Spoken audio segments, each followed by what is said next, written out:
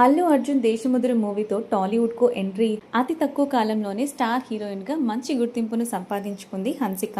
తెలుగు, తమిళ్, హిందీ భాషల్లో ఎన్నో చిత్రాల్లో నటించి తనకంటూ ఒక ప్రత్యేక గుర్తింపును సంపాదించుకుంది. అయితే ప్రస్తుతం హన్సిక తన భర్త సోహెల్ కటూరియాతో విడాకులు తీసుకోబోతుందంటూ వస్తున్న వార్తలు సోషల్ మీడియాలో వైరల్ అవుతున్నాయి. డిసెంబర్ 4న 2022 జైపూర్లోని మండోటా ఫోర్ట్ అండ్ ప్యాలెస్లో అంగరంగ వైభవంగా వివాహం చేసుకున్నారు ఈ జంట.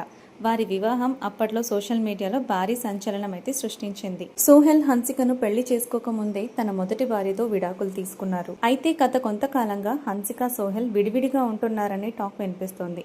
త్వరలోనే విడాకులు కూడా తీసుకోబోతున్నారంటూ సోషల్ మీడియాలో అనేక కథనాలు కూడా వచ్చాయి.